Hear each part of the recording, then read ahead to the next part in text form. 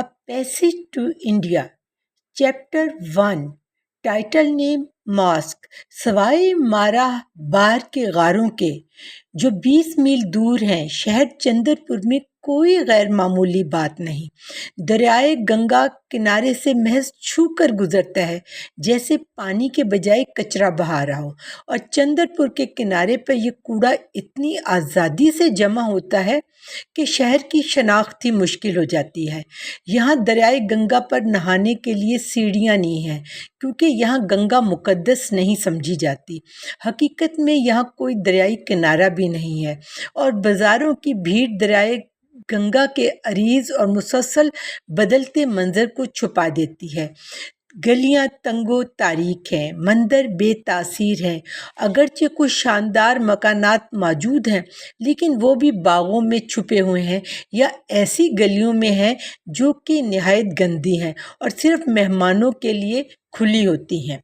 चंद्रपुर कभी भी बड़ा या खूबसूरत नहीं था, लेकिन 200 साल पहले ये शाही भारत और समुंदर के रास्ते के दरमियान था, और जो शानदार मकानात मौजूद हैं वो उसी दौर की यादगार हैं। सजावट का शौक़ 18वीं सदी में ख़त्म हो गया, और ये शौक़ कभी भी अवामी ना रहा था।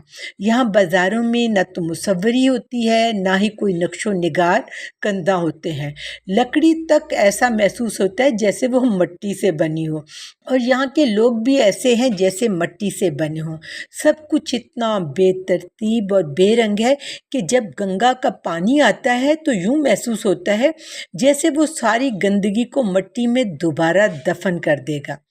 घर गिर जाते हैं, लोग डूब जाते हैं और उनकी लाशें सड़ जाती हैं, लेकिन शहर की शक्लो सूरत फिर भी बरकरार रहती है। कभी फैलती है, कभी सुकड़ती है, जैसे कोई नीचा लेकिन नाकाबिले शिकस्त जिंदगी का सांचा हो। अंदरूनी शहर का मंजर मुख्तलिफ है। वहाँ एक गोल मैदान है और एक लंबा पतला सा अस्पताल पोर्शंस के मकानात रेलवे स्टेशन के करीब या कुछ ऊंची ज़मीन पर बने हुए हैं। रेलवे के पार जो दरिया के मतवाज़ी चलता है, ज़मीन कुछ नीचे की तरफ झुकती है और फिर दोबारा तेज़ी से ऊंची हो जाती है। इसी उभार पर छोटा सा सिविल स्टेशन बना हुआ है, जो यहाँ से भी देखा जाए तो चंद्रपुर एक बिल्कुल मुख्तलिफ जगह दिखाई देती है। ये एक बागात का शहर है, बल्कि ये कोई शहर ही नहीं बल्कि एक जंगल है जिसमें छोटी छोटी झोंपड़ियाँ बिखरी हुई हैं। ये एक गर्म मरतूब जन्नत है जिसे एक अजीम दरिया ने धोया है। वो ताड़ी के दरख्त, नीम, आम और पीपल जो बाज़ारों के पीछे छुपे हुए थे, इस जगह से दिखाई देते हैं और अपनी बारी आने पर बाज़ारों को छुपा लेते हैं। ये दरख्त उन बागात से उगते हैं जहाँ पुराने तालाब उनकी परवरिश करते हैं। वो तंगो तारीक रास्तों और नज़रअंदाज शुदा मंदिरों से निकलते हैं। वो रोशनी और हवा की तलाश में आसमान की तरफ बुलंद होते हैं।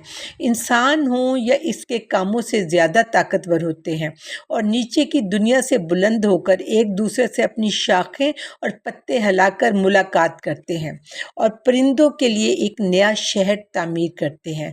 ख़ास तौर पर बरसात के बाद वो नीचे की दुनिया को मुकम्मल तौर पर ढांप लेते हैं, लेकिन हर वक्त चाहे वो झुलसे हुए हों या पत्तों के बगैर, वो अंग्रेज़ बाशिंदों के लिए शहर की खूबसूरती का बायस बनते हैं, जो इस बुलंद मुकाम पर रहते हैं। यहाँ तक कि नए आने वाले यकीन नहीं कर पाते कि ये शहर इतना बदहाल हो सकता है जितना कि उसे बयान किया जाता है, और उन्हें हकीकत जानने के लिए नीचे लाया जाता है। जहाँ तक सिविल स्टेशन का ताल्लुक़ है, वो कोई जज्बात पैदा नहीं करता।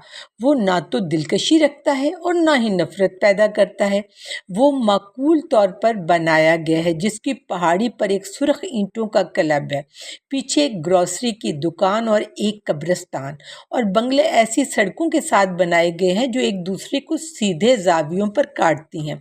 इनमें कोई बदनुमाई नहीं है, सिर्फ मंजरनामा ही खूबसूरत है। इसका शहर से, चंद्रपुर से कोई ताल्लुक़ नहीं, सिवाय आसमान के जो سب پر سایہ فگن ہے۔ آسمان بھی بدلتا ہے لیکن وہ تبدیلیاں اتنی نمایاں نہیں جتنی کہ نباتات یا دریا کی ہوتی ہیں۔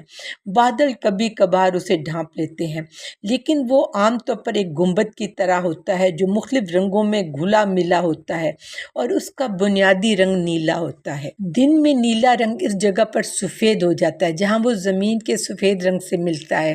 غروب آفتاب کے بعد اس کا کنارہ نارنجی ہو جاتا ہے جو اوپر کی طرف نرم بنفشی رنگ میں گھل جاتا ہے، لیکن نیلا رنگ اپنے مرکز میں برقرار رہتا ہے اور رات کے وقت بھی ایسا ہی ہوتا ہے۔ تب ستارے عظیم گنبد جیسے لیمپ کی طرح لٹکتے ہیں۔ گنبد اور ستاروں کے درمیان کا فاصلہ کچھ بھی نہیں، لیکن ان کے پیچھے کا فاصلہ اتنا وسیع ہوتا ہے کہ وہ نیلے رنگ سے آزاد ہو جاتا ہے۔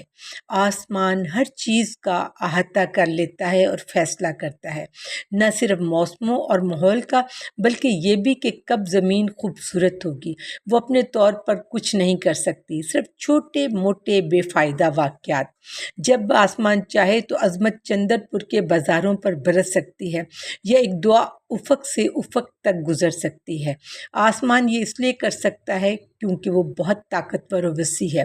طاقت اسے سورج سے ملتی ہے جو اسے روزانہ بھر دیتا ہے اور اس کا سائز زمین کی پھیلتی ہوئی سطح سے آتا ہے۔ کوئی پہاڑ اس کی خمدار حد کو روک نہیں پاتے۔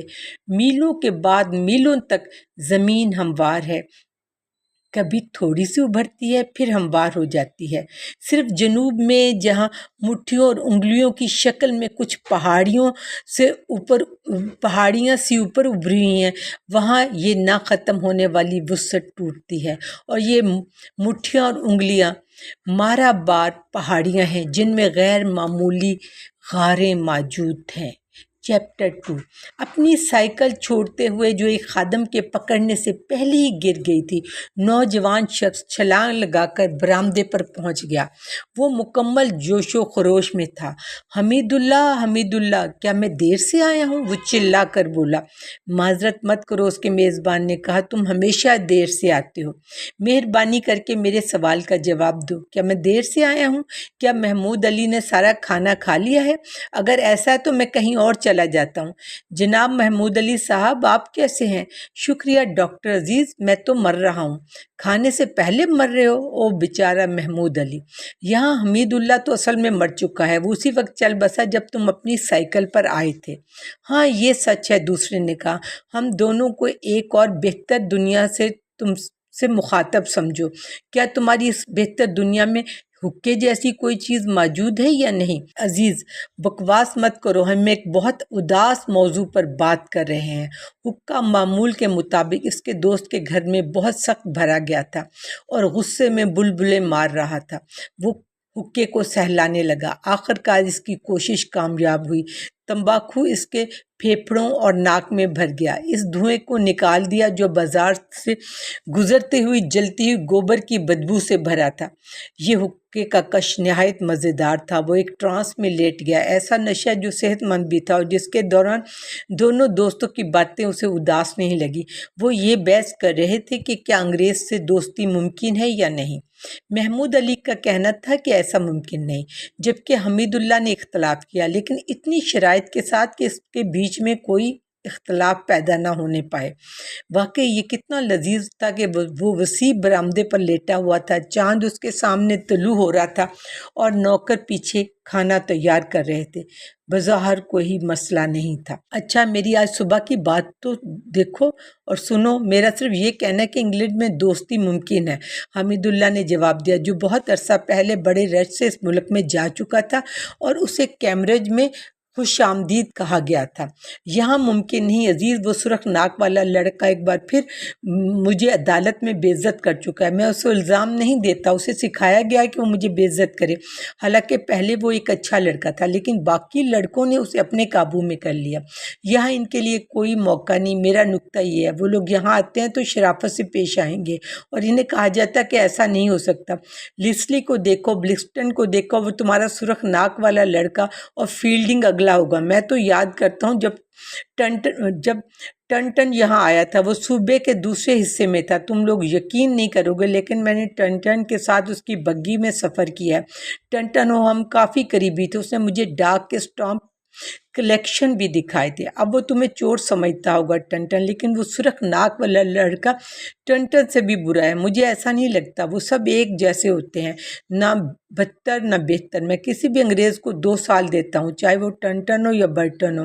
یہ صرف ایک حرف کا فرق ہے۔ میں کسی بھی انگریز عورت کو 6 مہینے دیتا ہوں۔ سب بالکل ایک جیسے ہیں۔ کیا تم اس سے اتفاق نہیں کرتے؟ نہیں، محمود علی نے ہنستے ہوئے تلخ مزاح میں کہا، اور ہر لفظ کے ساتھ درد اور تفریح محسوس کر رہا تھا۔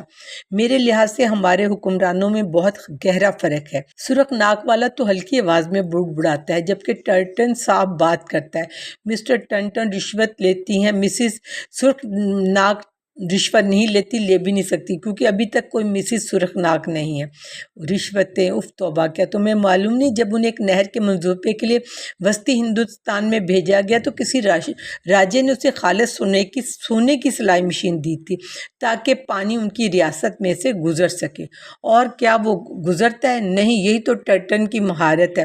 جب ہم غریب کالے لوگ رشوت لیتے ہیں تو ہم وہ کام کرتے ہیں جس کے لیے ہمیں رشوت دی جاتی ہے، اور قانون ہمیں اس وجہ سے پکڑ لیتا ہے کہ انہوں نے رشوت لیا۔ انگریز رشوت لیتے ہیں اور کوئی کام بھی نہیں کر کے دیتے، تو ان کی تعریف کی جاتی ہے۔ ہم سب ان کی تعریف کرتے ہیں۔ عزیز، براہ کرم ذرا حقہ تو پاس کرو۔ او ابھی نہیں، حقہ تو بھی بہت مزے کا لگ رہا ہے۔ تم بہت خود غرض لڑکی، اس نے اچانک اپنی بلند آواز میں کہا، اور کھانے کے لیے آواز دی۔ نوکروں نے واپس ویسی آواز لگائی کہ یس سر، کھانا تیار ہے۔ اس کا مطلب تھا کہ وہ چاہتے ہیں کہ کھانا تیار ہو۔ یہ بات سمجھ لی گئی تھی کیونکہ کوئی بھی اپنی جگہ سے نہیں ہلا۔ پھر حمید اللہ نے اپنی بات جاری رکھی، لیکن اس کے انداز میں اب تبدیلی آ گئی تھی اور اس کے لہجے میں واضح جذبات تھے۔ لیکن میری بات سنو، یہ بات ہے نوجوان، یہ میرے عزیز، میرے مرے ہوئے دوست ریمنڈ بنسٹ کا بیٹا ہے، جس کی مہربانی کو میں کبھی نہیں بھول سکتا اور نہ ہی بیان کر سکتا ہوں۔ وہ میرے لیے میرے والدین جیسے تھے۔ میں ان سے اس طرح بات کرتا تھا جیسے ابھی تم سے کر رہا ہوں۔ چھٹیوں میں ان کا ریکٹری میرا گھر بن جاتا تھا۔ انہوں نے اپنے تمام بچوں کو مجھ پہ بھروسہ کر کے چھوڑا تھا۔ میں اکثر چھوٹے کو گود میں اٹھا کر پھرتا تھا۔ میں اسے ملکہ وکٹوریہ کی تدفین میں بھی لے گیا تھا اور اسے بھیڑ سے اوپر اپنے بازو میں بھیڑ سے پرے اپنے بازو میں اٹھا رکھا تھا۔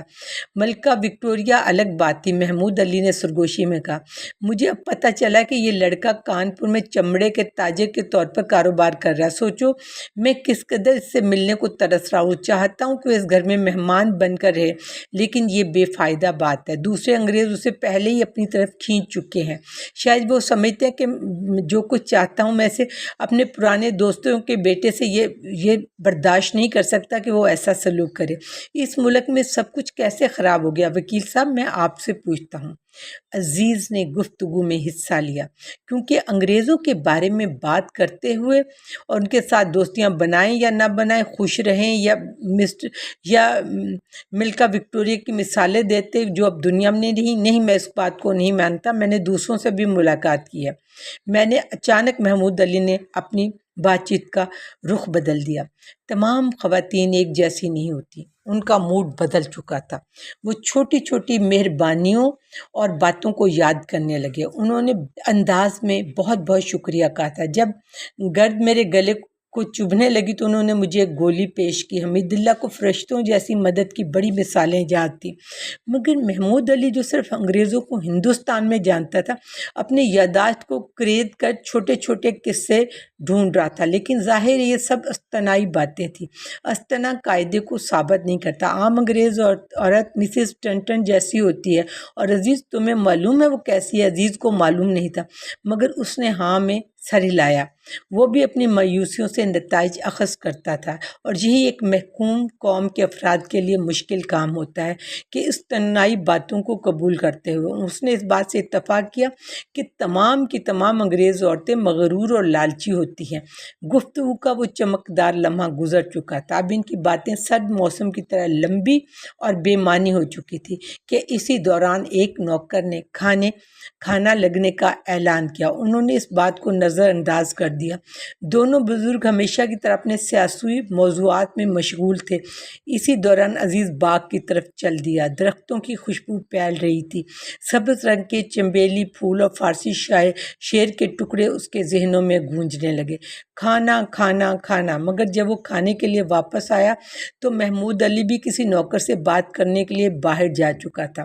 آؤ ذرا میری بیوی سے بھی مل لو، حمید اللہ نے کہا۔ وہ دونوں پردے کے پیچھے 20 منٹ گزار کر بیگم حمید اللہ دراصل عزیز کی دور کی خالہ تھیں، چندر پور میں واحد خاتون رشتہ دار تھیں، اور اس موقع پر ان کے پاس ایک خاندانی ختنہ کے بارے میں بھی بات چیت کرنے کے لیے بہت کچھ تھا جو ناکافی شان و شوکت کے ساتھ منایا گیا تھا۔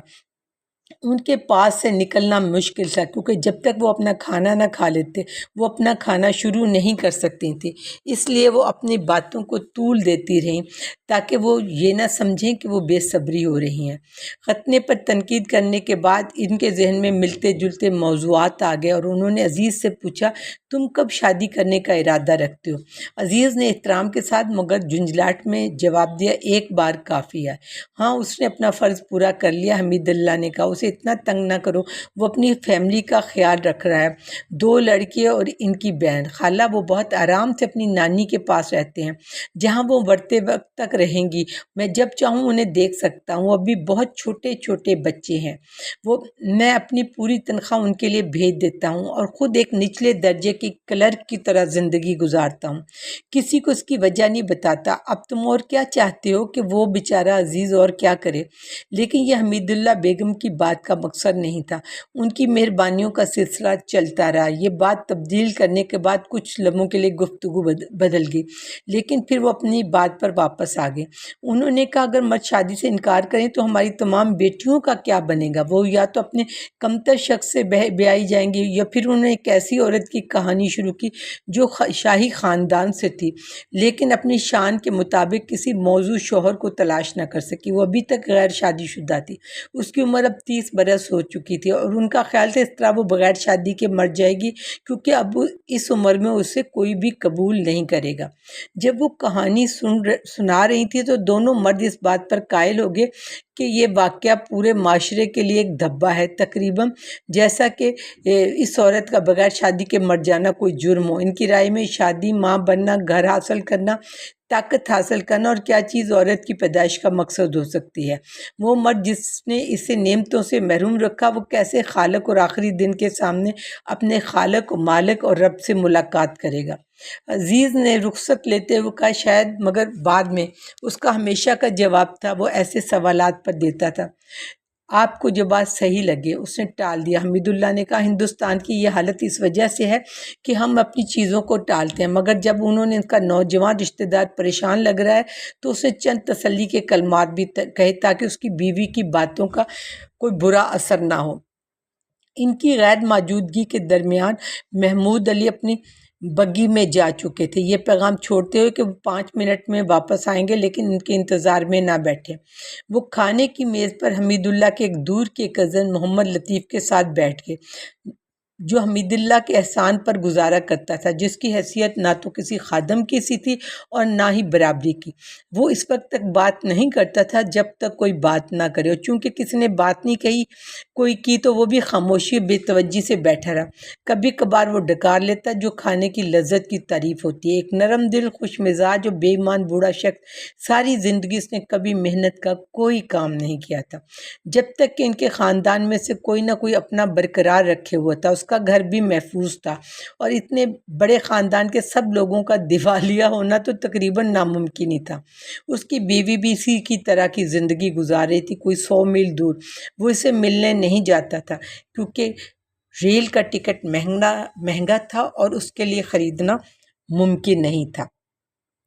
کچھ دیر بعد عزیز نے اس کا مذاق اڑایا، پھر نوکروں کا، پھر شاعری پڑھنی شروع کر دی، فارسی، اردو اور تھوڑی عربی۔ اس کی یادداشت اچھی تھی اور اس کم عمری میں ہونے کے باوجود وہ کافی پڑھا لکھا تھا۔ اس کے پسندیدہ موضوعات تھے اسلام کا زوال اور محبت کی مختصر زندگی۔ وہ سب لوگ بڑی خوشی سے سنتے رہے، کیونکہ ان کا شاعری کے بارے میں وہی عوامی نظریہ تھا جو انگلینڈ میں رائج ذاتی نظریے سے مختلف تھا۔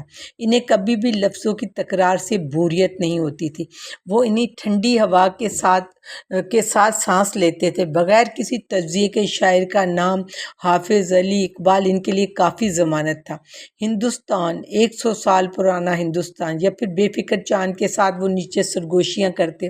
لیکن اس وقت ایک ہندوستان معلوم ہو رہا تھا، ان کا اپنا۔ وہ اپنے عظیم ماضی کی عظمت کے بارے میں بات کر رہے تھے کہ اسی دوران ایک خادم نے سرخ لباس میں آ کر عزیز کو ایک لکھا ہوا نوٹ دیا۔ وہ سول سرجن کا چپڑاسی تھا۔ کیلندر صاحب نے مجھے اپنے بنگلے پہ بلایا، عزیز نے کہا، لیکن اٹھا نہیں۔ اس میں اتنی اخلاقیات تو ہونی چاہیے کہ وہ بتائیں کیوں بلایا۔ شاید کوئی کیس ہو، حمید اللہ نے کہا۔ شاید نہیں۔ شاید کیوں نہیں؟ اس نے ہمارے کھانے کے وقت کا پتہ لگا لیا، بس اس لیے ہر بار ہمیں تنگ کرنے کے لیے بلاتا ہے تاکہ اپنی طاقت کا مظاہرہ کر سکے۔ ایک طرف تو ہمیشہ ایسا کرتا ہے، دوسری طرف یہ بھی ہو سکتا ہے کہ واقعی کوئی سنجیدہ معاملہ ہو۔ کیا تمہیں کچھ معلوم ہے؟ حمید اللہ نے نرم دل سے اسے اطاعت پر آمادہ کرنے کی کوشش کی۔ تم پان کھانے کے بعد اپنے دانت صاف کر لو، ٹھیک ہے؟ اگر میرے دانت صاف کرنے ہیں تو میں بالکل بھی نہیں جا رہا۔ میں ایک ہندوستانی ہوں، پان کھانا ہندوستانی عادت ہے۔ سول سرجن کو اسے برداشت کرنا پڑے گا۔ محمد لطیف، میری سائیکل لے آنا براہ کرم۔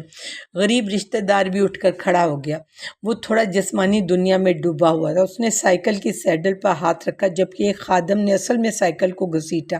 ان دونوں نے سائیکل کو ایک تیز کیل پر سے گزارا۔ عزیز نے اپنے ہاتھ پانی کے لوٹے کے نیچے رکھے، انہیں خشک کیا، اپنی سبز اون کی ٹوپی پہن لی، پھر غیر متوقع جوش کے ساتھ حمید اللہ کے صحن سے سائیکل پر سوار ہو کر روانہ ہو گیا۔ عزیز ناسمجھ لڑکے، مگر وہ بازار کے نیچے تیزی سے جا چکا تھا اور وہ انتہائی غصے میں سائیکل چلا رہا تھا۔ اس کے پاس نہ تو بتی تھی نہ ہی گھنٹی، اور اس کی سائیکل میں بریک بھی نہیں تھی۔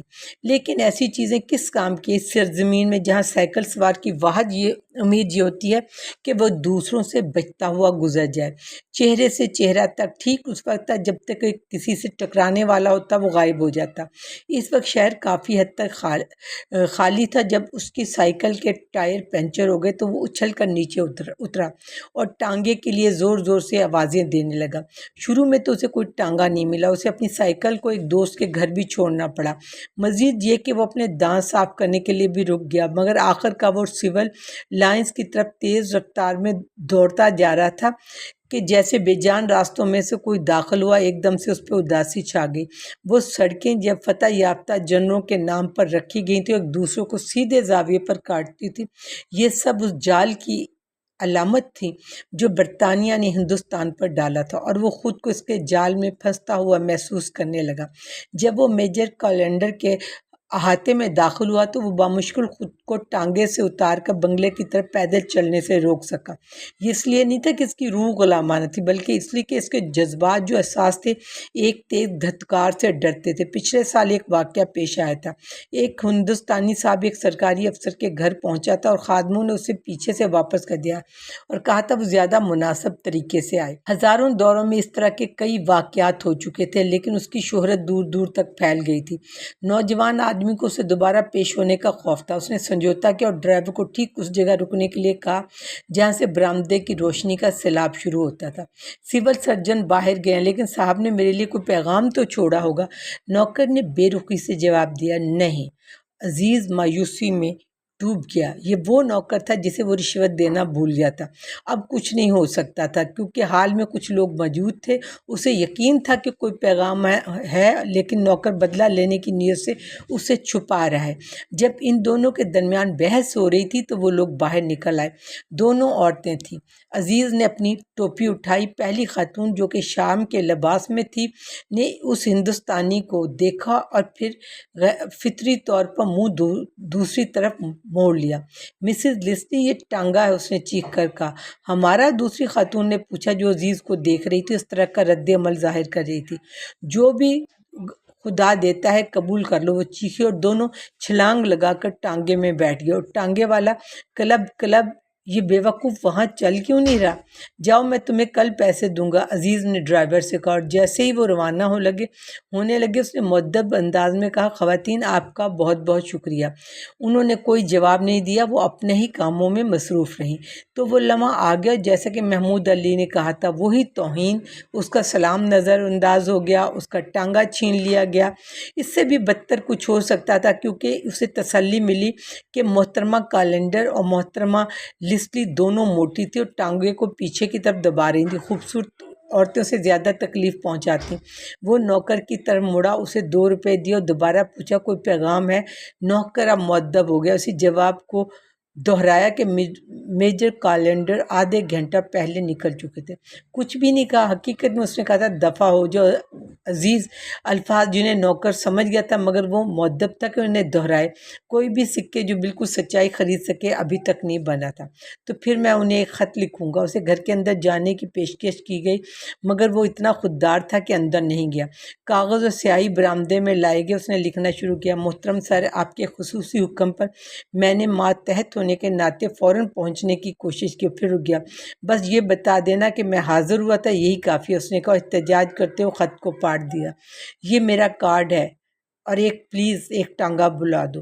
حضور سب کلب گئے ہوئے ہیں، تو پھر اسٹیشن پر فون کر کے ایک ٹانگا بلا لو۔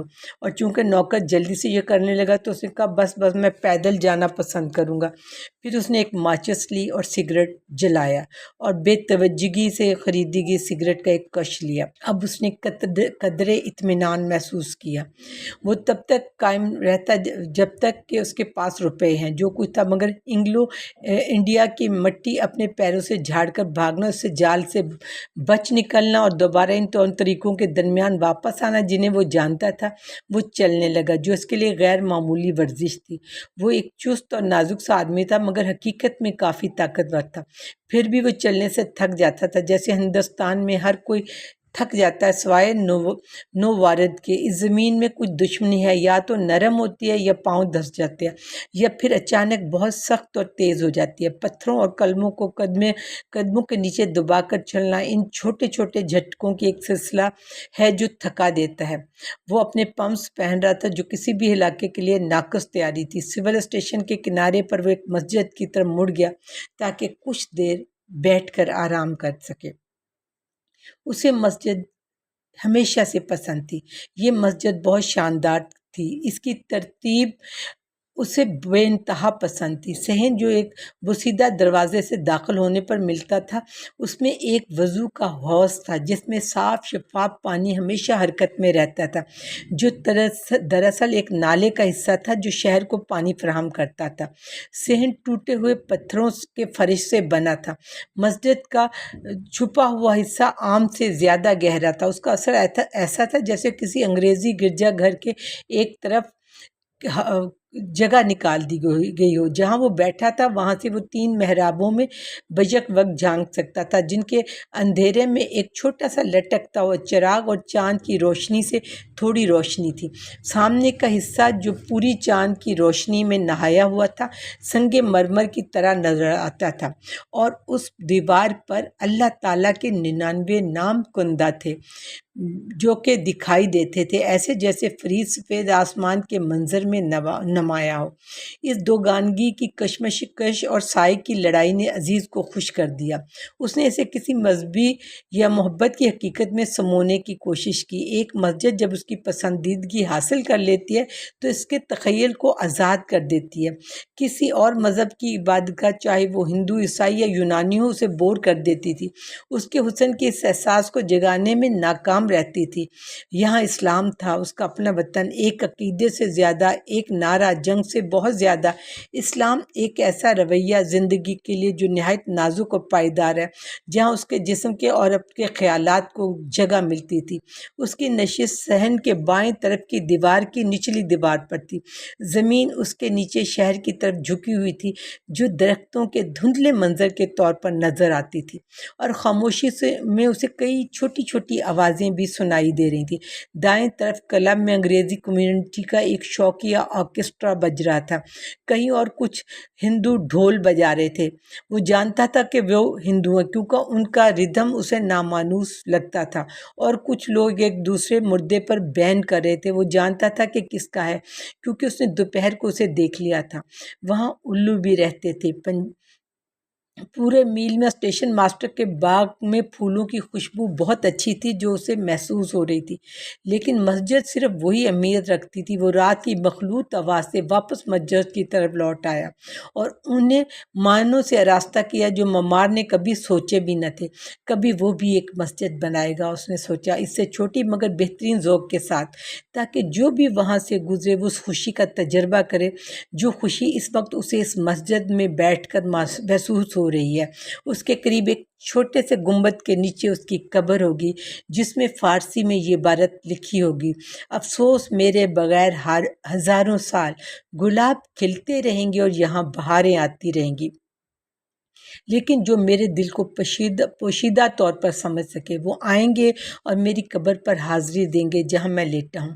اس نے یہ ربائی دکن کے ایک بادشاہ کی قبر تک دیکھی تھی اور اسے گہری فلسفہ سمجھا تھا۔ وہ ہمیشہ المیہ کو گہرائی سے سمجھتا تھا۔ دل کی پوشیدہ سمجھ اس نے یہ فقرہ آنسو لیے دہرایا، اور جیسے اس نے یہ کیا مسجد کے ایک ستون نے لرزنا شروع کر دیا۔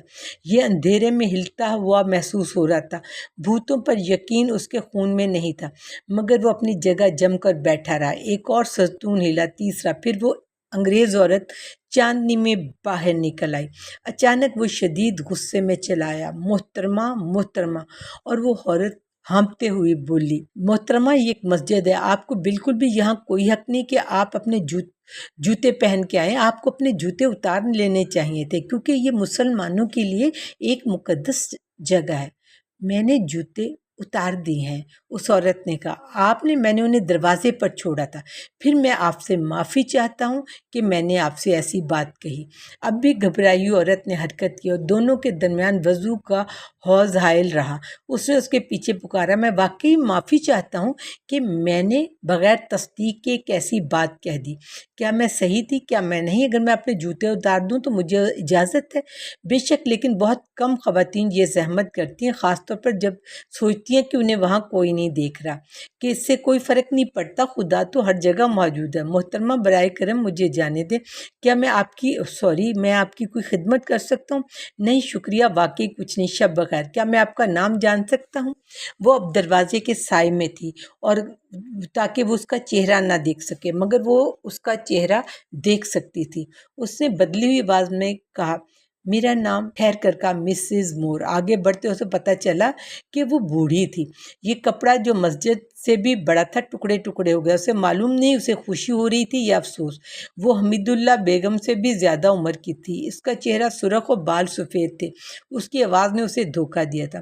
مسز مور، مجھے ڈر ہے کہ میں نے آپ کو ڈرا دیا۔ میں اپنی جماعت یعنی اپنے دوستوں کو آپ کے بارے میں بتاؤں گا۔ خدا یہاں موجود ہے۔ بہت اچھا، بہت عمدہ بات۔ میرا خیال آپ نئی آئی ہیں ہندوستان میں۔ جی ہاں، آپ نے کیسے جانا؟ آپ کے بولنے کے انداز سے نہیں، لیکن کیا میں آپ کے لیے گاڑی یا ٹانگا بلا سکتا ہوں؟ میں تو صرف کلب سے آئی ہوں۔ وہ لوگ ایک ڈرامہ پیش کر رہے ہیں جو میں لندن میں دیکھ چکی ہوں، اور وہاں مجھے بہت گرمی اور حبس محسوس ہوئی تھی۔ ڈرامے کا کیا نام تھا؟ Cousin Kate. میرے خیال میں آپ کو رات میں اکیلے نہیں چلنا چاہیے مسز مور۔ یہاں خراب لوگ بھی راستے میں مل سکتے ہیں، اور مارا بار ہل سے چیتے بھی آ سکتے ہیں، سانپ بھی۔ وہ حیرت سے بولی اور کہا، او، سانپوں کو تو میں بھول چکی تھی۔ مثال کے طور پر ایک 6 دھبے والا بھنورا۔ اس نے مزید بات جاری رکھی، آپ اسے اٹھا لیں، وہ کاٹتا ہے اور اس کے کاٹے سے بعض اوقات لوگ مر بھی جاتے ہیں۔ لیکن آپ تو خود چلے ہیں، میں تو اس کا عادی ہوں، سانپوں کا عادی دونوں ہنس دیے۔ میں ایک ڈاکٹر ہوں، اس نے کہا، سانپ مجھے کاٹنے کی ہمت نہیں کرتے۔ وہ دونوں داخلے کے مقام پر بیٹھ گئے اور اپنے رات کے جوتے پہننے لگے۔ کیا میں اب آپ سے ایک سوال پوچھ سکتا ہوں؟ آپ اس وقت ہندوستان کیوں آئیں جبکہ سرد موسم ختم ہو رہا ہے؟ میں نے ارادہ کیا تھا جلد ہی آؤں گی، لیکن کچھ ناگزیر تاخیر ہو گئی۔ یہاں جلدی موسم آپ کے لیے نقصان دہ ہو جائے گا۔ اور آپ چندر پور ہی کیوں آئی ہیں؟ میں یہاں اپنے بیٹے سے ملنے آئی ہوں، وہ یہاں کا سٹی مجسٹریٹ ہے۔ وہ نہیں، معاف کیجیے گا، بالکل ناممکن۔ ہمارے سٹی مجسٹریٹ کا نام تو مسٹر ہیسلپ ہے، میں اسے اچھی طرح جانتا ہوں۔ پھر بھی بے شک آپ جانتے ہیں وہ میرا بیٹا ہے، اس نے مسکراتے ہوئے کہا۔ لیکن مسز مور، یہ کیسے ہو سکتا ہے؟ میری 2 شادیاں ہوئی تھیں۔ اوہ، میں سمجھ گیا، آپ کا پہلا شوہر فوت ہو گیا، اور ہاں، میرا دوسرا شوہر بھی فوت ہو چکا ہے، تو ہم ایک ہی حال میں ہیں۔ اس نے عجیب انداز میں کہا۔ کیا اب سٹی مجسٹریٹ آپ کے خاندان کا کل حصہ ہے؟ نہیں، انگلینڈ میں 2 چھوٹے بچے ہیں، رالف اور سٹیلا، اور یہاں والا صاحب۔ کیا وہ رالف اور سٹیلا کا سوتیلا بھائی ہے؟ بالکل ٹھیک مسز مور، یہ بہت عجیب ہے، کیونکہ آپ کی طرح میرے بھی 2 بیٹے اور ایک بیٹی ہیں۔ کیا یہ ایک ہی حال میں نہیں ہوا؟ ان کے نام کیا ہیں؟ یقیناً وہ روفی، رالف اور سٹیلا تو نہیں ہوں گے؟ اس بات پر وہ ہنسا۔ نہیں، بالکل نہیں، یہ کتنی مذاقہ خیز بات ہے۔ ان کے نام مختلف ہیں اور آپ کو حیران کریں گے۔ سنیں، برائے مہربانی، میں آپ کو اپنے بچوں کے نام بتانے والا ہوں۔ پہلا احمد ہے، دوسرا کریم، اور تیسری وہ سب سے بڑی ہے، جمیلہ۔ 3 بچے کافی ہیں، کیا آپ مجھ سے متفق نہیں ہے؟ جی ہاں، بالکل۔ وہ دونوں کچھ دیر کے لیے خاموش رہے، پھر اپنے اپنے خاندانوں کے بارے میں سوچتے رہے۔ پھر انہوں نے ایک ٹھنڈی اور لمبی سانس لی اور جانے کے لیے اٹھ کھڑی ہوئی۔ کیا آپ کو صبح 1 منٹ ہسپتال دیکھنے میں دلچسپی ہوگی؟ اس نے پوچھا۔ میرے پاس چندر پور میں دینے کے لیے اور کچھ نہیں ہے، شکریہ، میں پہلے اسے دیکھ چکی ہوں، ورنہ میں آپ کو ضرور زحمت دیتی۔ مجھے لگتا ہے آپ کو وہاں سول سرجن لے گیا ہوگا۔ جی ہاں مسٹر کالنڈر، اس کی آواز بدل گئی۔ وہ ایک بہت ہی دلخوش خاتون معلوم ہے، جب کوئی انہیں اچھی طرح سے جان لے۔ کیا وہ آپ کو پسند نہیں آئی؟ یقیناً وہ مہربان ہونے کا ارادہ رکھتی تھی، لیکن میں نے اسے بالکل دلکش نہیں پایا، غصے سے بولا۔ اس نے میری ٹونگا کو میری اجازت کے بغیر لے لیا۔ کیا آپ اسے دلکشی کہتی ہیں؟ اور میجر کیلنڈر مجھے رات برات اپنے دوستوں کے ساتھ کھانے سے اٹھا دیتا ہے، میں فوراً وہاں پہنچ جاتا ہوں ایک خوشگوار محفل توڑ کر، اور وہ وہاں موجود ہی نہیں ہوتا، نہ ہی کوئی پیغام چھوڑتا ہے۔ کیا یہ دلکشی ہے؟ بتائیے، مگر اس سے کیا فرق پڑتا ہے؟ میں کچھ نہیں کر سکتا، میں جانتا ہوں، میں تو بس ایک ماتحت ہوں، میرا وقت کوئی قیمت نہیں رکھتا۔ برائے مہربانی بتائیے، کیا ایک ہندوستانی کے لیے ہے کہ میں اسے کھڑا رہنے دیں؟ مسز کیلنڈر میری گاڑی لے لیتی ہیں اور مجھے میرے سلام کا جواب نہیں دیتی اور مجھے یکسر نظر انداز کر دیتی ہیں۔ مسز مور سنتی رہیں۔ وہ جزوی طور پر اپنی شکایات کی وجہ سے جذباتی ہو رہا تھا، لیکن اس سے کہیں زیادہ اس وجہ سے کہ کوئی اس کے ساتھ ہمدردی کر رہا تھا۔ وہ یہی بات تھی جس نے اسے باتیں دہرانے اور بڑھا چڑھ کر بیان کرنے میں مجبور کیا۔ اس نے اپنی ہمدردی کا ثبوت اسے اپنے ہم وطن کی تنقید کر کے دے دیا تھا، مگر وہ پہلے ہی جان چکا تھا کہ وہ شعلہ جو حسن سے بھی پالا نہیں جا سکتا بھڑک اٹھا تھا۔ اگرچہ اس کے الفاظ شکایتی تھے، مگر اس کا دل چپکے چپکے گرم ہونے لگا تھا۔ جلد ہی وہ جذبات زبان پر آ گیا۔ آپ مجھے سمجھتی ہیں، آپ جانتی ہیں دوسرے کیا محسوس کرتے ہیں؟ کاش دوسرے بھی آپ کی طرح ہوتے۔ کچھ دیر حیران ہو کر انہوں نے جواب دیا، میرے خیال میں لوگوں کو زیادہ اچھے طریقے سے نہیں سمجھتی، میں تو بس یہ جانتی ہوں کہ میں انہیں پسند کرتی ہوں یا نہیں پسند کرتی۔ تو پھر آپ ایک مشرقی خاتون ہے، اس نے اس کی رہنمائی قبول کر لی۔ جب وہ کلب کے دروازے پر پہنچے تو اس نے کہا، کاش وہ کلب کی ممبر ہوتی تاکہ اسے اندر آنے کی دعوت دے سکتی۔ ہندوستانیوں کو چندر پور کلب میں مہمان کے طور پر داخل ہونے کی اجازت نہیں ہے، اس نے نہایت سادہ لہجے میں کہا اور اپنی شکایت کو مزید آگے بڑھایا، کیونکہ اب وہ خوش تھا۔ جب وہ خوبصورت چاندنی کے نیچے چل رہا تھا، دوبارہ خوبصورت مسجد کو دیکھ رہا تھا، تو اسے محسوس ہوا جیسے یہ زمین اس کی ہے، جیسے کوئی بھی اس کا مالک ہو سکتا ہے۔ اس سے کیا فرق پڑتا ہے اگر ہندو یہاں پہلے آئے اور چند سرد مہر انگریز ان کے بعد آئیں گے؟ Passage to India, chapter 3۔ جب محترمہ مور دوبارہ کلب میں داخل ہوئیں تو کزن کیٹ کا تیسرا ایکٹ خاصا آگے بڑھ چکا تھا۔ کھڑکیاں بند کر دی گئی تھیں تاکہ نوکرانیاں اپنی میم صاحب کو اداکاری کرتے نہ دیکھ سکیں۔ اس کی وجہ سے گرمی شدید ہو گئی تھی۔ ایک الیکٹرک پنکھا زخمی پرندے کی طرح گھوم رہا تھا، جبکہ دوسرا خراب تھا۔ سامعین کے جانب واپس جانے کا دل نہ چاہتے ہوئے وہ بلیئر روم میں چلی گئی، جہاں انہیں بڑی خوش دلی سے خوش آمدید کہا گیا۔ میں اصل ہندوستان دیکھنا چاہتی ہوں، اور ان کی مناسب زندگی ایک دم سے واپس آ گئی۔ یہ ایڈیلا کوسٹڈ تھی، وہ عجیب محتاط لڑکی تھی جسے رونی نے انہیں انگلینڈ سے لانے کی ہدایت کی تھی۔ رونی ان کا بیٹا تھا جو خود بھی بہت محتاط تھا، جسے شاید مگر یقین سے نہیں کہا جاتا کہ مس کوسٹڈ شادی کرے گی یا نہیں، اور خود وہ ایک بڑی عمر کی خاتون تھی۔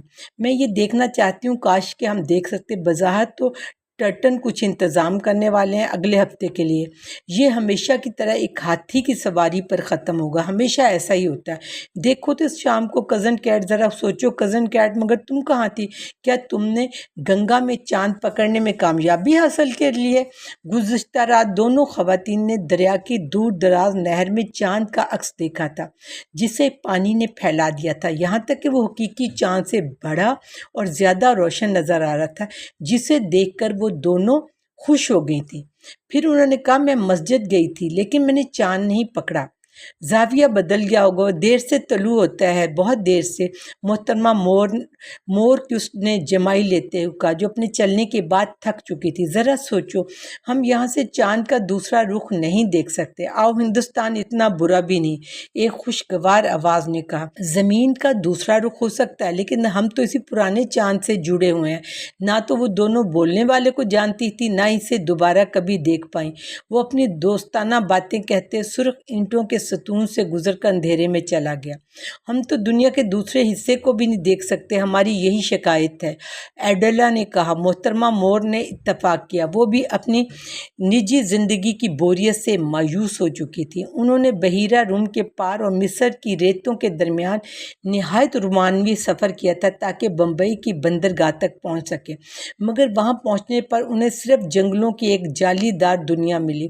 مگر محترمہ مور نے اس مایوسی کو اتنی سنجیدگی سے نہیں لیا جتنا کہ کوسٹڈ نے لیا، کیونکہ وہ 40 سال بڑی تھی اور انہوں نے سیکھ لیا تھا کہ زندگی میں ہمیں کبھی بھی وہ چیز نہیں ملتی جو ہم چاہتے ہیں، خاص طور پر اس وقت جب ہم اسے مناسب سمجھتے ہیں۔ مہمات تو پیش آتی رہتی ہیں لیکن ہمیشہ بر وقت نہیں آتی۔ انہوں نے دوبارہ کہا، امید ہے اگلے منگل کو ضرور کچھ دلچسپ ہمارے لیے ترتیب دیا جائے گا۔ ایک مشروب پی لیں، ایک اور خوشگوار آواز نے کہا۔ محترمہ مور، مس کوسٹ، ایک مشروب پی لیں، وہ مشروب پی لیں پلیز۔ اس بار وہ جانتی تھی یہ کون ہے، کلکٹر مسٹر ٹرٹن، جن کے ساتھ وہ رات کے کھانے پر گئی تھی۔ ان کی طرح انہوں نے بھی کزن کیٹ کے گرم ماحول کو بہت زیادہ محسوس کیا تھا۔ انہوں نے بتایا کہ رونی میجر کالنڈر کی جگہ اسٹیج مینیجنگ کر رہا ہے، جسے کوئی نہ کوئی مقامی ماتحت دھوکہ دے گیا، اور یہ وہ کام بہت اچھے طریقے سے کر رہا تھا۔ پھر اس نے رونی کی دیگر خوبیوں کا ذکر کیا اور پرسکون فیصلہ کن لہجے میں بہت ساری تعریفیں کی۔ یہ بات نہیں تھی کہ نوجوان کھیلوں میں خاص طور پر ماہر تھا، بلکہ وجہ یہ تھی کہ اسے ان کی نسبت قوانین کا زیادہ علم تھا بظاہر، مگر رونی میں ایک وقار تھا۔ محترمہ مور کو یہ سن کر حیرانگی ہوئی، کوئی ماں اپنے بیٹے کے بارے میں وقار کو نہیں مانتی۔ مس کوسٹ نے یہ بات پریشانی کے ساتھ جانی، کیونکہ وہ ابھی تک فیصلہ نہیں کر پائی تھی کہ وہ وقار والے مردوں کو پسند بھی کرتی ہیں یا نہیں۔ انہوں نے حقیقت میں اس نکتے پر مسٹر ٹرٹن سے بات کی، مگر اس نے اپنے خوشگوار اشارے سے اسے خاموش کر دیا اور اپنی بات جاری رکھی۔ اصل بات یہ کہ ہیسلپ ایک صاحب ہے، وہی قسم ہے جو ہمیں چاہیے۔ یہ بات اب شک و شبہ سے باہر ہو گئی تھی، اور پھر کلیکٹر آگے بڑھ گیا تھا کیونکہ دوسری ذمہ داریاں اس کا انتظار کر رہی تھیں۔ اسی دوران ڈرامہ ختم ہوا اور شوقیہ آرکسٹرا نے قومی ترانہ بجانا شروع کیا۔ بات چیت اور بلیئرڈ کا کھیل رک گیا، چہروں پر سختی چھا گئی۔ یہ ترانہ قابض فوج کا یعنی برٹش فوج کا تھا۔ اس نے کلب کے ہر رکن کو یاد دلایا کہ وہ برطانوی ہے اور جلا وطنی میں ہے۔ یہ ایک طرح کا جذباتی احساس پیدا کرتا تھا اور ان کی قوت ارادی میں اضافہ کرتا اور ان کے مورال کو بلند کرتا تھا۔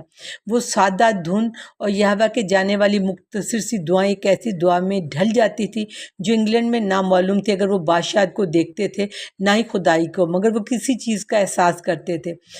یہاں پر یہ ان کے اندر ایک قوت مزاحمت پیدا کرتی تھی اور وہ ایک دوسرے سے جڑ جاتے تھے اور ایک دوسرے کو مشروب کی دعوتیں دیتے تھے۔ ایڈیلا، ایک مشروب لے لو، ایک مشروب مسز مور نے کہا، انہوں نے انکار کر دیا۔ وہ مشروبات سے تھک چکی تھی اور مس کوسٹیڈ جو ہمیشہ اپنی دل کی بات سیدھی کہتی تھی نے ایک بار اعلان کیا کہ وہ اصلی ہندوستان دیکھنے کی خواہش مند ہے۔ رونی بہت خوشگوار موڈ میں تھا، اسے یہ خواہش مزاحیہ لگی اور اس نے ایک اور گزرنے والے شخص سے پکار کر کہا، فیلڈنگ، اصلی ہندوستان کو کیسے دیکھا جا سکتا ہے؟ تو اس نے جواب دیا، ہندوستانیوں کو دیکھنے کی کوشش کرو۔ اس شخص اور پھر وہ غائب ہو گیا۔ وہ کون تھا؟ وہ ہمارا اسکول ماسٹر، گورنمنٹ کالج کا پرنسپل، جسے کوئی ان کو دیکھنے سے کیسے بچ سکتا ہے؟ مسز لیسٹر نے افسوس سے کہا، میں نے بچا لیا۔ مس کوسٹیڈ نے کہا، اپنے ذاتی نوکر کے علاوہ میں نے ہندوستان میں اترنے کے بعد بمشکل ہی کسی ہندوستانی سے بات کی ہے۔ وہ خوش قسمت ہو تم، مگر میں انہیں دیکھنا چاہتی ہوں۔ وہ ایک مزاحیہ گروپ کی توجہ کا مرکز بن گئی۔ ایک خاتون نے کہا، ہندوستانیوں کو دیکھنا چاہتی ہوں، یہ کتنا نیا لگتا ہے۔ ایک اور نے کہا، مقامی لوگوں، یہ تو عجیب بات ہے۔ تیسری سنجیدہ انداز میں بولی، مجھے سمجھنے دو، دراصل مقامی لوگ آپ کی دل سے عزت نہیں کرتے۔ جب آپ ان سے ملتے ہیں تو بہت محتاط رہنا چاہیے۔ یہ تو کہیں کسی سے تھوڑی بہت بات تو بہت ملاقاتوں کے بعد ہوتی ہے، لیکن وہ خاتون جو مکمل طور پر بھولی بھالی اور دوستانہ تھی، اپنی بات کو جاری رکھتے ہوئے کہا، میرا مطلب ہے شادی سے پہلے ایک نرس تھی اور میں ان سے بہت ملتی تھی، اس لیے میں جانتی ہوں کہ میں واقعی ہندوستانیوں کے بارے میں سچ بات کرتی ہوں۔ کسی بھی انگریز عورت کے لیے انتہائی غیر مناسب کام تھا کہ میں ایک مقامی ریاست میں نرس تھی۔ واحد امید یہ ہے کہ ان سے سختی سے دور رہا جائے، جہاں تک کہ اپنے مریضوں سے بھی۔ دیکھو، مقامی لوگوں کے لیے سب سے زیادہ بڑی مہربانی یہی ہے کہ انہیں مرنے دیا جائے۔ مسز کیلنڈر نے بہت ہی سختی سے کہا، اگر وہ جنت میں چلے گئے تو محترمہ مور نے ایک ہلکی مگر دھیمی مسکراہٹ کے ساتھ کہا، وہ جہاں جا سکتے ہیں، وہ جب تک میرے قریب نہ آئے مجھے انہیں دیکھ کر خوف محسوس ہوتا ہے۔ حقیقت میں نے سوچا جو تم کہہ رہی تھی جنت کے بارے میں، اس لیے میں مشنریوں کے خلاف ہوں۔ وہ خاتون بولی جو نرس تھی، میں پشپوں کے حق میں ہوں مگر مشنریوں کے سخت خلاف ہوں۔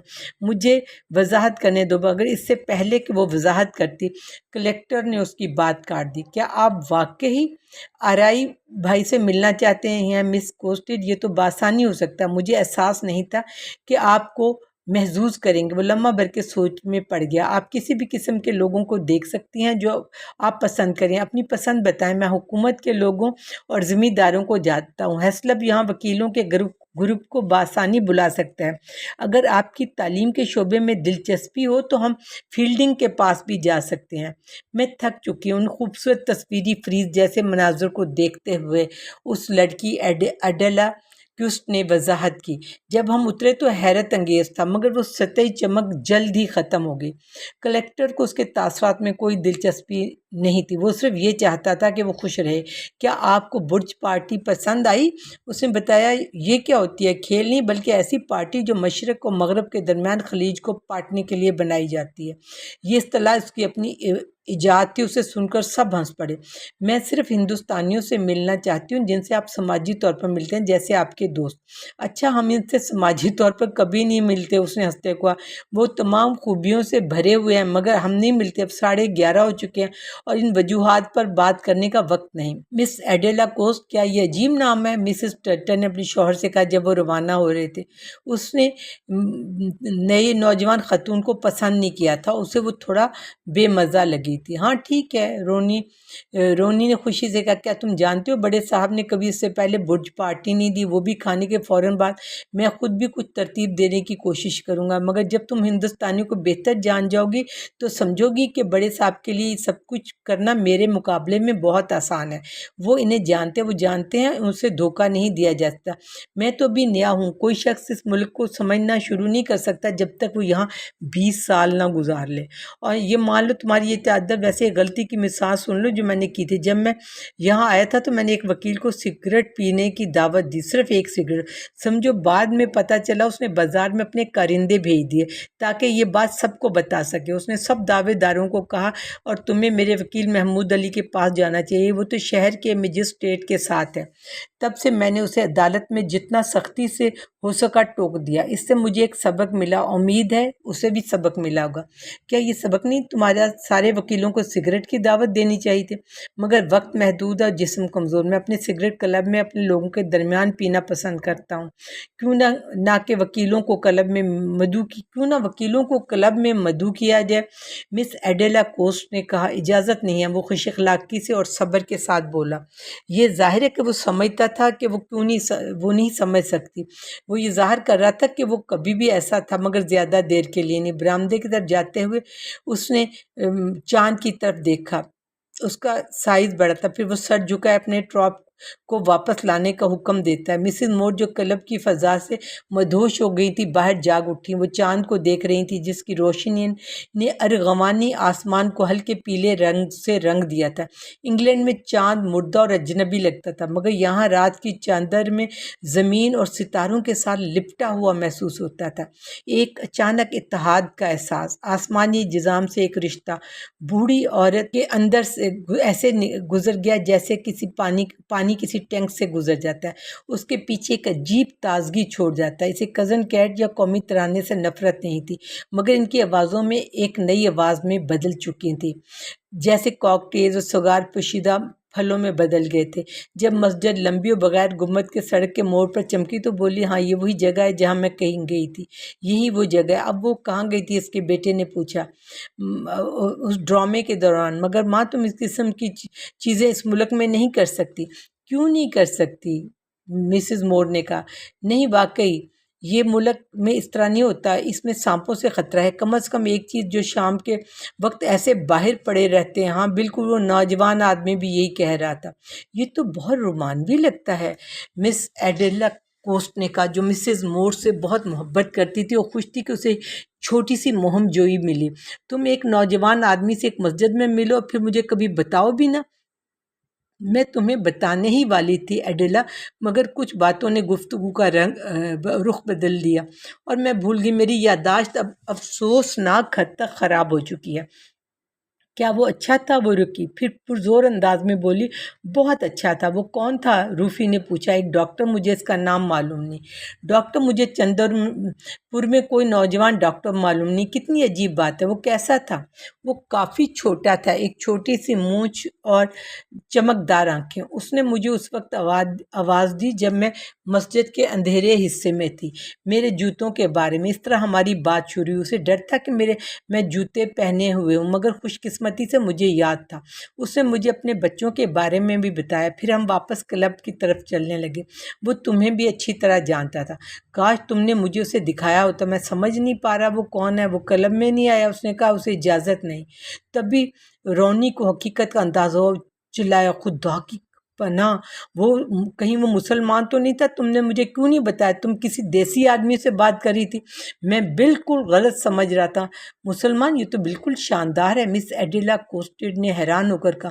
رونی، یہ بالکل تمہاری ماں کی طرح ہے۔ جب ہم اصلی ہندوستان کی دیکھنے کی باتیں کرتے ہیں تو وہ جا کر اسے دیکھ لیتی ہے اور پھر بھول جاتی ہے کہ اس نے دیکھا بھی نہیں۔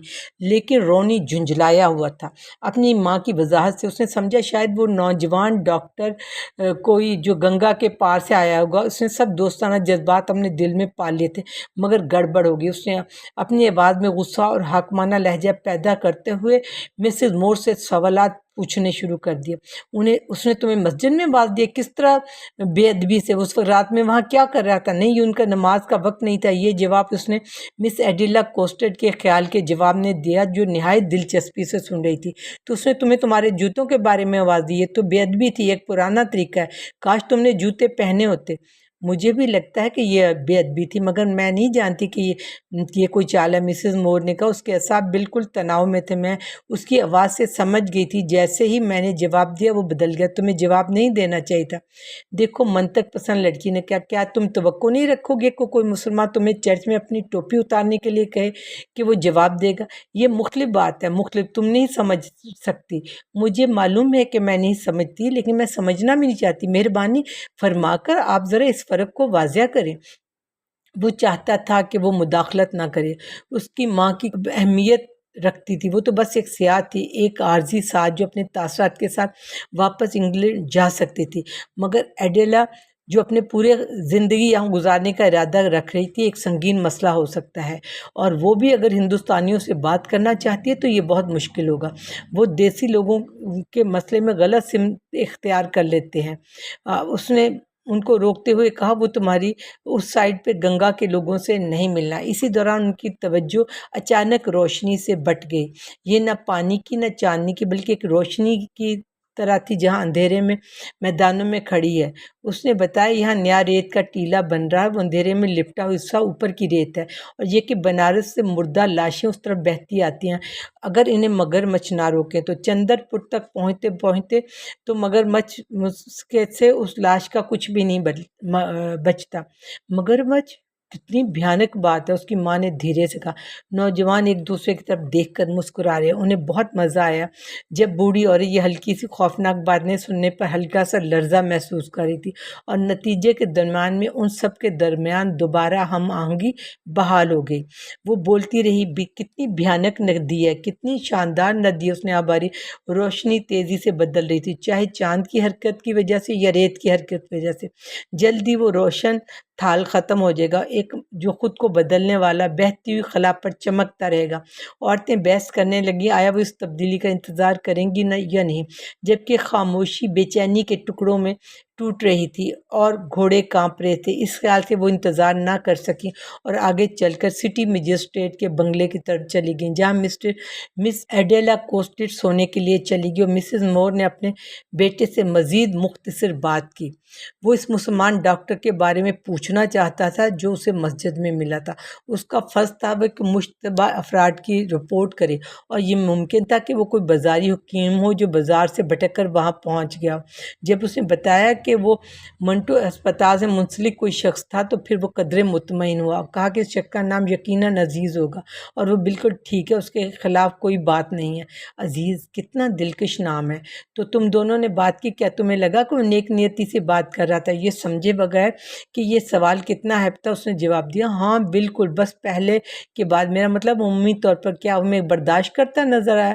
ظالم فاتحہ خشک افسر اس قسم کی چیزیں، ہاں میرا خیال ہے سوائے کیلنڈر کے اسے کیلنڈر بالکل پسند نہیں۔ تو اس نے تمہیں بتایا کہ میجر کو یہ بات جان کر دلچسپی ہوگی، میں سوچتا ہوں اس کا مقصد کیا تھا؟ رومنی تم یہ بات میجر کیلنڈر کو بتانے نہیں جا رہے؟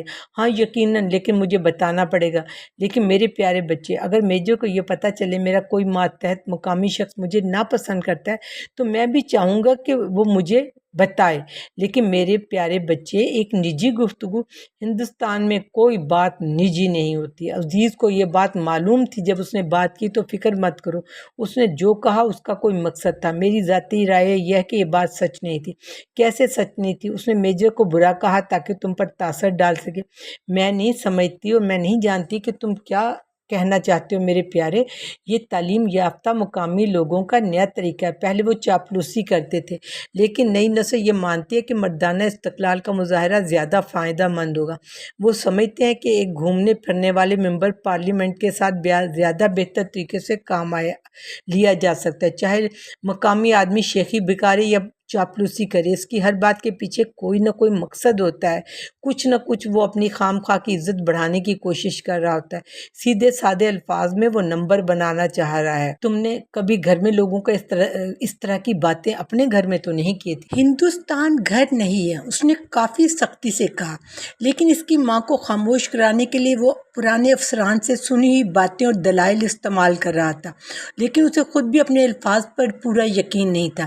جب اس نے کہا کہ وہ مسٹر ٹرٹن کی بات دہرا رہا تھا کہ جبکہ عزت بڑھانا میجر کیلنڈر کی بات تھی، یہ جملے کام کر رہے تھے، وہ کلب میں عام استعمال ہوتے تھے، لیکن اس کی ماں پہلی اور دوسری ہاتھ کی باتوں میں فرق کرنے میں کافی ہوشیار تھی۔ وہ اسے واضح مثالیں طلب کر سکتی تھی۔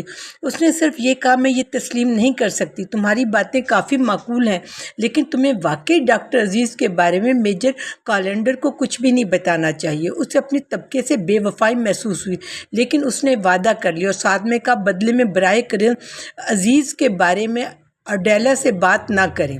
عزیز کے بارے میں تو پھر تم سے وہاں پہنچ گیا۔ ماں، میں ہر چیز کی وضاحت نہیں کر سکتا۔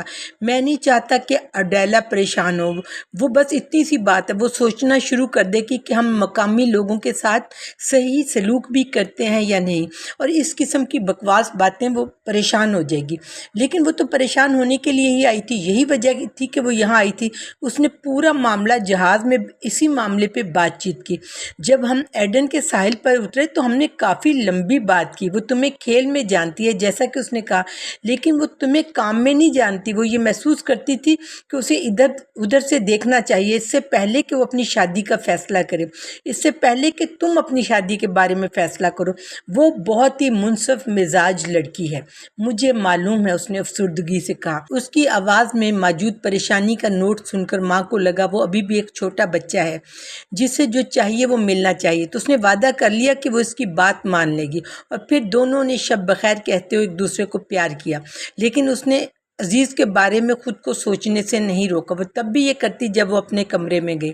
اپنے بیٹے کے تبصرے کی روشنی میں اس نے مسجد میں ہونے والے منظر کا دوبارہ جائزہ لیا تاکہ دیکھ سکے کہ کس کا تاثر درست تھا۔ ماں، اس منظر کو کافی ناخوشگوار بنایا جا سکتا تھا۔ اس نے ابتدا میں اس میں سختی دکھائی، مسز کیلنڈر کے میں اچھی باتیں کی، پھر جب اسے لگا کہ زمین محفوظ ہے تو باتیں بدلنے لگا۔ وہ باری باری اپنے مسائل پر شکایت کرتا رہا، پھر اس پر احسان جتانے کی کوشش کرتا رہا، ایک ہی جملے میں کئی باتیں۔ وہ غیر معتبر، تجسس سے بھرا، خود پسند تھا۔ ہاں، یہ سب سچ تھا، لیکن اس شخص کی خلاصہ کشی کے طور پر یہ سب جھوٹ تھا۔ اس کی اصل زندگی کو مار دیا گیا تھا۔ جب وہ اپنی چادر ٹانگنے کے لیے گئی تو اس نے دیکھا کہ بیگ کا ایک سرا چھوٹے سے بھنورے نے گھیر رکھا ہے۔ دن کے وقت وہ اس بھنورے یا اس کے رشتہ داروں کو دیکھ چکی تھی۔ یہ انگریزی بھنوروں کی طرح نہیں تھے، بلکہ ان کی لمبی زرد ٹانگیں ہوتی تھی جو اٹھتے وقت پیچھے لٹکتی تھی۔ شاید اس نے اس بیگ کو کوئی شاخ سمجھا ہوگا۔ کوئی بھی ہندوستانی جانور اندرونی ماحول کا کوئی شعور نہیں رکھتا۔ چمگادڑیں، چوہے، پرندے، کیڑے مکوڑے، یہ سب گھر کے اندر اسی طرح بس جاتے ہیں، رچ جاتے ہیں جیسے باہر۔ ان کے لیے ہمیشہ ایک جنگل کی معمولی بڑھوتی ہے جو کبھی درخت پیدا کرتا ہے اور کبھی گھر، اور وہ وہاں چپکا ہوا تھا، سو رہا تھا، جبکہ میدان میں گیدڑ اپنی خواہشات کے لیے چیخیں مار رہے تھے، اور ان کی گیدڑوں کی چیخیں اور ڈھول کی آوازیں آپس میں گھل مل رہی تھیں۔ اتنا پیارا ہے، مسز مور نے بھنورے سے کہا۔ وہ نہیں جاگا، لیکن اس کی آواز باہر کی طرف پھیل گئی اور رات کی بے چینی میں مزید اضافہ ہو گیا۔ آپ کی توجہ کا بہت شکریہ۔